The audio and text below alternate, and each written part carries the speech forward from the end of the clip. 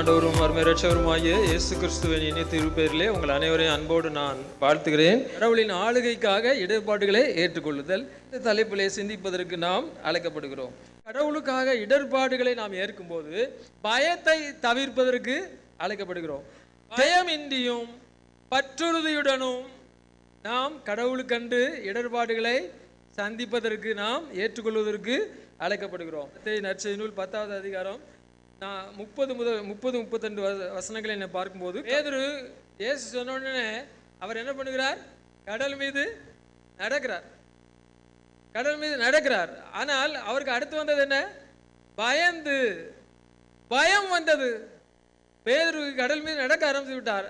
பயம் வந்ததுனால் என்ன போய்விட்டது? விசுவாசம் போய்விட்டது. அவர் பயந்து கடலில் மூழ்கிறார். அப்போ இயேசு சுவாமி அவரிடம் சொன்னது என்ன தெரியுமா? ஏன் சந்தேகப்பட்டாய்? அவிசுவாசியாய் இராமல் விசுவாசியாய் இரு. பேதுருவே, சீமோனே, நீ ஏன் சந்தேகப்பட்டாய்? அவிசுவாசியாய் இராமல் விசுவாசியாய் இரு என்று சொல்கிறதை நாம் பார்க்கிறோம். என்ன பண்ணுகிறோம்? பயம் வந்து விடுகிறது. ஒரு ரிஸ்க் எடுக்கும் போது ரிஸ்க் ஃபேக்டர் எல்லாம் பார்த்து தான் நம்ம இப்போ செய்கிறோம். எல்லாம் பேங்கில் பணம் டெபாசிட் பண்ணணும்னா பேங்க் நல்ல பேங்கா அப்படின்னு பார்க்குறோம். இல்லை மியூச்சுவல் ஃபண்டில் போடணும்னா அது எப்படி, அதோட ப்ளஸ் என்ன மைனஸ் என்னன்னு சொல்லி பார்க்குறோம். இன்சூரன்ஸ் போடணும்னா எல்லாம் பார்க்குறோம். எல்லாம் பார்த்து ரிஸ்க் ஃபேக்டர்ஸ் எல்லாம் பார்த்து தான் நம்ம போயிடும். இருந்தாலும் நமக்குள்ளே என்ன இருந்து கொண்டே இருக்கிறது? பயம். ஒரு இந்த பேங்கு வேலை ஆகிடுமா, எதுவும் ஆகிடுமா, நம்ம பணம் கிடைக்காம போயிடுமா என்று சொல்லிலாம் நாம் பயப்படுகிறோம். இதே பயம்தான் இங்கே கடவுளுக்கன்று ரிஸ்க் எடுக்கும்போது நமக்கு பயம் மனதுக்குள்ளே இருக்குது. இது இல்லையா? இந்த பயத்தை நீக்குவதற்கு நாம் அழைக்கப்படுகிறோம். கடவுளுக்கென்று ஒரு காரியங்களை செய்ய வேண்டும், திருச்சபைக்கென்று ஒன்றை செய்ய வேண்டும், ஊழியத்துக்கென்று ஒரு காரியத்தை செய்ய வேண்டும் போது என்ன பண்ணுகிறோம்? பயம் வந்து விடுகிறது, சந்தேகம் வந்து விடுகிறது, துணிச்சலோடு செய்ய மறுக்கிறோம். பயம் வந்தோடனே சந்தேகம் வந்து விடுறது. இல்லை, பிள்ளைகள்கிட்ட பார்த்தா நாளைக்கு எக்ஸாம் இருக்குது, பயமாக இருக்குது. நாளைக்கு எக்ஸாம் இருக்குது, பயமாக இருக்குன்னு சொல்லுறோம். நாளைக்கு ஒரு ப்ராஜெக்ட் சப்மிட் பண்ணணும், பயமாக இருக்குது. தீசிஸ் சப்மிட் பண்ணணும், பயமாக இருக்குது. நாளைக்கு இன்ஸ்பெக்ஷன் இருக்குது, அதனால் பயமாக இருக்குது. நாளைக்கு ஒரு ஆடிட் இருக்குது, அதனால் எனக்கு பயமாக இருக்குது என்று சொல்லுகிறோம். நாளைக்கு ஒரு கேஸ் கோர்ட்டில் வருது, எனக்கு பயமாக இருக்கிறது என்று சொல்லுகிறோம். ஆனால் நாம் செயல்படுகிறோமா இல்லையா? செயல்பட்டு கொண்டு தான் இருக்கிறோம். அதே போல் தான் கிறிஸ்துவின் ஆளுகைக்காக பயத்தை புறந்தள்ளி நாம் செயல்படுவதற்கு என்று அழைக்கப்படுகிறோம். இதற்கு நமக்கு உதாரணமாக இருக்கிறவர்கள் அருமையான 3 வாலிபர்கள் என்று நாம் சொல்லுகிறோம். சாத்ராக், மேஷாக், ஆபேத்நேகோ தான். தானியேலின் புத்தகத்திலே 3வது அதிகாரத்தை நாம் எடுத்து வைத்துக்கொண்டு சில காரியங்களை நாம் சிந்திப்போம். இந்த 3 வாலிபர்களான சாத்ராக், மேஷாக், ஆபேத்நேகோ இவர்கள் எப்படி தங்கள் பயத்தை நீக்கி அவர்கள் விசுவாசத்திலே உறுதியாக இருந்தார்கள், பயத்தை நீக்கி பற்றுறுதியிலே அவர்கள் நிலைத்திருந்தார்கள் என்று சொல்லி பார்க்கிறோம். 3வது அதிகாரம் 14ஆம் வசனத்தை நாம் வாசிப்போம். அங்கே 14வது வசனத்திலே நேபுகாத்நேச்சார் ஒரு கேள்வியை கேட்டுக்கிறான். என்ன கேட்கிறான்? சாத்ராக், மேஷாக், ஆபேத்நேகோ என்பவர்களே, நீங்கள் தேவர்களுக்கு ஆராதனை செய்யாமலும் நான் நிறுத்தின பொற்சிலையை பணிந்து கொள்ளாமலும் இருந்தது உண்மைதானா என்று கேட்கிறார். நான் நிறுத்தின பொற்சிலையை நீங்கள் வணங்க மாட்டேன் என்று சொன்னது உண்மைதானா என்று சொல்லி நேபுகாத்நேச்சார் ராஜா இவர்கள் மூவரையும் பார்த்து கேட்கிறான். அப்போது அவர்கள் என்ன பதில் சொன்னார்கள் என்பதுதான் பின்னொரு வசனங்களிலே நாம் அங்கே அருமையாக வாசிக்கிறோம். 16, 17, 18 வசனங்களிலே நாம் அங்கே பார்க்கிறோம். சாத்ராக், மேஷாக், ஆபேத்நேகோ என்பவர்கள் ராஜாவை நோக்கி, இந்த காரியத்தை குறித்து உமக்கு உத்தரவு சொல்ல எங்களுக்கு அவசியம் இல்லை. நாங்கள் ஆராதிக்கிற எங்கள் தேவன் எங்களை தப்புவிக்க வல்லவராக இருக்கிறார்.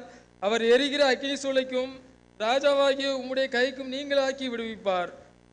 விடுவிக்காமற் போனாலும் நாங்கள் உம்முடைய தேவர்களுக்கு ஆராதனை செய்வதும் இல்லை, நீர் நிறுத்தின பொற்சிலையை பணிந்து கொள்வதும் இல்லை என்கிறது ராஜாவாகிய உமக்கு தெரிந்திருக்க கடவுது என்று சொல்லுகிறதை நாம் பார்க்கிறோம். இங்கே அவர்கள் ஒரு சிறிதளவு கூட அவர்கள் பயம் இல்லாமல், அதாவது அவர்கள் ஒரு ராஜாவுக்கு, ஒரு பேரரசருக்கு முன்பாக நிற்கிறோம் என்ற பயமே அவர்களுக்கு இல்லை. ராஜாவுக்கு முன்னாடி நிற்கிறோங்கிற பயமே அவர்களிடத்துல அங்கே காணப்படவில்லை. மட்டுமல்ல, ஒரு பெரிய தண்டனை நமக்கு காத்திருக்கிறது இல்லையா? இவர்கள் இதை வணங்காமற் போனால் இவர்களுக்கு கொடுக்கக்கூடிய தண்டனை அவர்கள் கண்ணு முன்னாடி இருக்கிறது. இந்த அக்கினி சூளையில தான் நீங்கள் போடப்படுவீர்கள் என்று சொல்லியாச்சு. அக்கினி சூளை அங்கே கண்ணு முன்னாடி இருக்கிறது. ராஜா அங்கே இருக்கிறார், ராஜாவின் முன்னே நிற்கிறார்கள். தண்டனை அங்கே அவர்களுக்கு முன்பாக காத்திருக்கிறது. மட்டுமல்ல அவருடைய சத்துருக்கள் யாரும் அங்கே கூடி நின்று பார்த்து கொண்டிருக்கிறார்கள். இப்போ என்ன பண்ண போறாங்க? இவர்களை இந்த அக்கினி சூளையிலே போட போகிறார்கள் என்று அவருடைய எதிரிகள் எல்லாரும் அங்கே பார்த்து கொண்டிருக்கிறார்கள். மாத்திரமல்ல, இவர்கள் தங்களுடைய சொந்த பூமியிலே நிற்கவே இல்லை. சாத்ராக் மேஷாக் ஆபேத்நேகோ என்ற அடிமைகளாக அங்கே பாபிலோன் தேசத்திலே தங்கள் சொந்த நாட்டை விட்டு அவர் அந்நிய தேசத்திலே வந்து இருக்கிற இடத்திலே அவர்கள் எவ்வளவு தைரியமாக நின்றார்கள் என்பதை நாம் குறிப்பிட்டுக் கொள்வதற்கு நாம் இன்று அழைக்கப்படுகிறோம்.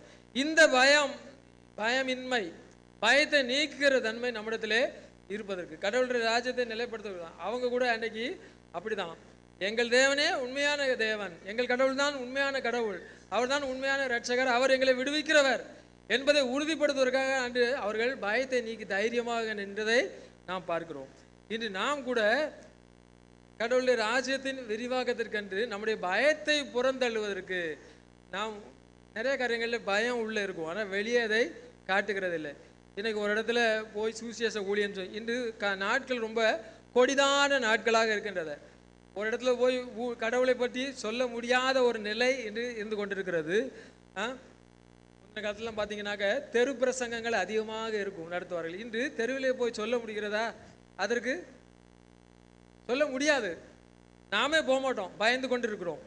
இந்த அநேகர் இப்படி தான் பயந்து கொண்டிருக்கிறார்கள். நல்ல சுகமான ஊழியம் எங்கே இருக்கிறது தேடித்துக் கொள்கிறோம். அப்படிப்பட்ட நிலை தான் நிலவுகிறது, பயந்து கொண்டிருக்கிறோம். அந்த பயத்தை நீக்குவதற்கு, பற்றுறுதியிலே உறுதியாக நாம் நிலைத்திருப்பதற்கு நாம் இன்று அழைக்கப்படுகிறோம். இந்த பயத்தை நீக்கும் போது சந்தேகமெல்லாம் பறந்துடும். பயம் இருக்கும்போது சந்தேகமும் கூட வந்துடும், அவிசுவாசமும் கூட வந்துடும். இயேசுவாமி அதான் சொன்னா, அற்ப விசுவாசியே ஏன் சந்தேகப்பட்டாய் என்று சொல்லி பேதுருவை பார்த்து இயேசுவாமி கேட்கிற காரியம் என்ன? அற்ப விசுவாசியே ஏன் சந்தேகப்பட்டாய்? பயம் வந்தது, சந்தேகம் வந்தது, விசுவாசம் போய்விட்டது. நாம் கூட இன்னைக்கு இப்படிதான் இருக்கிறோம். சுவிசேஷம் என்று சொல்லி வந்துட்டாலே உள்ள வந்து பயம் வந்துடுது, சந்தேகம் வந்துடுது, விசுவாசம் நம்ம விட்டு பறந்து போகிறது. இன்று பயத்தை நீக்குவதற்கு நாம் அழைக்கப்படுகிறோம். நமக்கு அநேக உதாரணங்கள் இருக்கின்றன. முதல்ல சொன்ன மாதிரி ஆதி திருச்சபையிலே நம்முடைய மூதாதையர்கள் எப்படியெல்லாம் அவர்கள் பாடுபட்டுகிறார்கள். எனவே பயப்படாமல், தாவீதும் யோபும் யோசேப்பும் அநேக நீதிமான்களும் உன்னிலும் வெகுவா கஸ்தியடைந்தும் பக்தியில் வேரூண்டி ஏற்ற வேளையில் வாழ்ந்தார்கள் பூர்த்தியா. அஞ்சாதிரு என் நெஞ்சமே உன் கர்த்தர் துன்ப நாளிலே கண் பார்ப்போம் என்கிறார். இக்கட்டில் திகையாதிரு தகுந்த துணை உனக்கு தப்பாமல் ஈகுவா. அச்சம் நீக்குவதற்கு, சந்தேகத்தை நீக்குவதற்கு, விசுவாசத்திலே உறுதியாய் தரித்திருப்பதற்கு நாம் இன்று அழைக்கப்படுகிறோம். நம்மை நாமே கடவுளுக்கும் அவருடைய ராஜ்ய பணிகளுக்கென்று நாம் அர்ப்பணிப்போம். கடவுள் தாமே நம்மை ஆசீர்வதித்து வழிநடத்துவாராக. ஆமென்.